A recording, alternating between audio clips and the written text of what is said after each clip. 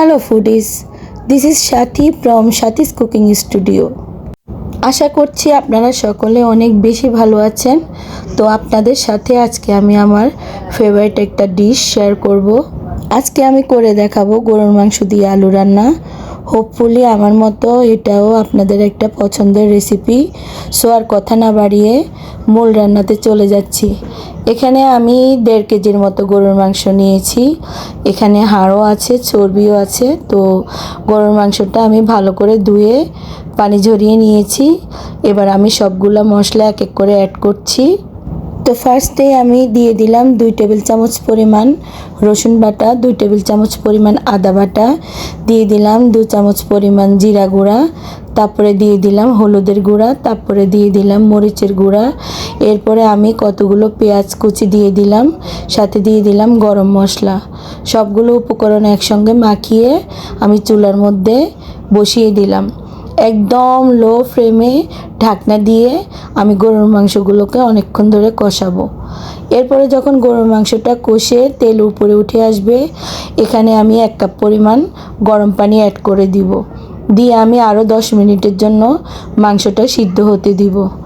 এ পর্যায়ে আমি ঢাকনাটা একবারের জন্য খুলব না।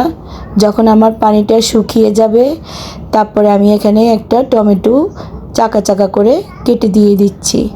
আপনারা চাইলে দিতে পারেন, না চাইলে ওইটা স্কিপ করতে পারেন। এরপরে আমার আলুগুলো আমি কেটে ধুয়ে রেখেছিলাম। অনেকে আলু ভেজে দেন, তো আজকে আমি ভেজে দিব না। আজকে আমি এটাকে এভাবে কষিয়ে রান্না করব। গরুর মাংস আর আলুটা আমি 5-10 মিনিটের মতো ভালোভাবে কষাবো। ভালো করে কষানো হয়ে গেলে এখানে আমি 2 কাপ পরিমাণ গরম পানি অ্যাড করে দিব।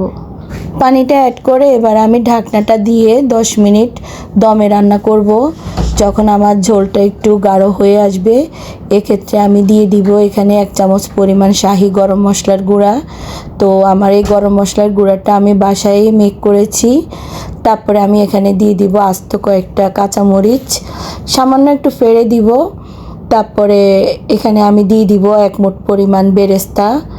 যদি আপনারা এই আলু আর মাংস রান্নার মধ্যে বেরেস্তাটা অ্যাড করতে পারেন, তাহলে এর ফ্লেভারটা খুবই দারুণ আসবে। তারপরে আমি সবগুলো উপকরণ দেওয়ার পরে চুলাটাকে আরও একটু লো হিটে রেখে 5-10 মিনিট আমি এটাকে দমে রান্না করব। এই যে আমার গরুর মাংস আর আলুটা সিদ্ধ হয়ে গিয়েছে এবং ঝোলটাও গাঢ় হয়ে গিয়েছে। কালারটা মাশাআল্লাহ অনেক সুন্দর এসেছে। ভালো লাগলে অবশ্যই বাসায় ট্রাই করবেন।